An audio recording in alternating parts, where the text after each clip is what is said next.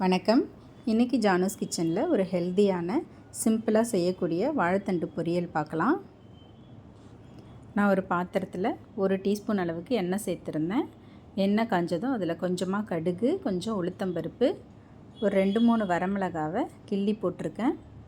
கடுகு வெடிக்கட்டும், உளுத்தம்பருப்புலாம் கொஞ்சம் செவக்கட்டும். இப்போ இது கூட ஒரு கொத்து கருவேப்பிலை சேர்த்துக்கிறேன். சேர்த்து கலந்து விட்டுடலாம். இப்போ இதில் வாழைத்தண்டை நல்லா பொடியாக நறுக்கி க்ளீன் பண்ணி வச்சுருந்தேன், அதையும் சேர்த்துக்கிறேன். சேர்த்துட்டு இதை நல்லா மிக்ஸ் பண்ணி விட்டுக்கலாம்.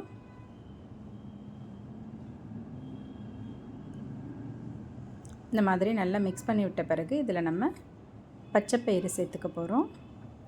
நான் ஒரு 2 டேபிள் ஸ்பூன் அளவுக்கு பச்சைப்பயிரை ஒரு அரை மணி நேரத்துக்கு முன்னாடியே ஊற வச்சுருந்தேன். அந்த பச்சைப்பயிரை இதில் சேர்த்துக்கிறேன். இந்த வாழைத்தண்டு பொரியலுக்கு டேஸ்ட்டுக்கு தகுந்த மாதிரி உப்பு சேர்த்துக்கிறேன். 2 சிட்டிகை மஞ்சள் தூள் சேர்த்துக்கிறேன். இதெல்லாம் சேர்த்த பிறகு நல்லா கலந்து விட்டுடலாம்.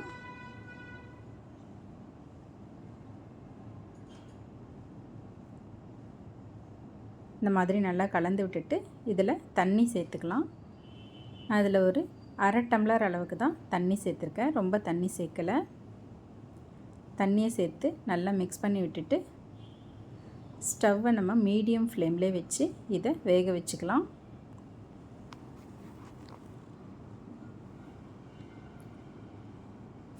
இப்போ வாழைத்தண்டு நல்லா வெந்துடுச்சு, தண்ணியெல்லாம் சுண்டிடுச்சு. இப்போ இது கூட 2 டேபிள் ஸ்பூன் அளவுக்கு துருவன தேங்காய் சேர்த்துக்கிறேன். கொஞ்சமாக கொத்தமல்லி தழை சேர்த்துக்கிறேன். சேர்த்துட்டு இதெல்லாம் நல்லா கலந்து விட்டுடலாம்.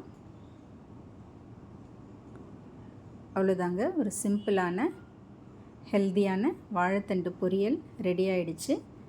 இது நல்ல காரக்குழம்பு, எண்ணெய் கத்திரிக்காய் குழம்பு இதை கூடலாம் வச்சு சாப்பிட்றதுக்கு ரொம்ப நல்லாயிருக்கும். நம்ம எப்போவும் வாழைத்தண்டை க்ளீன் பண்ணுறதுக்கு தான் கொஞ்சம் சிரமமாக இருக்கும், மற்றபடி இது ஈஸியாக செஞ்சிடலாம். தேங்க்ஸ் ஃபார் வாட்சிங்.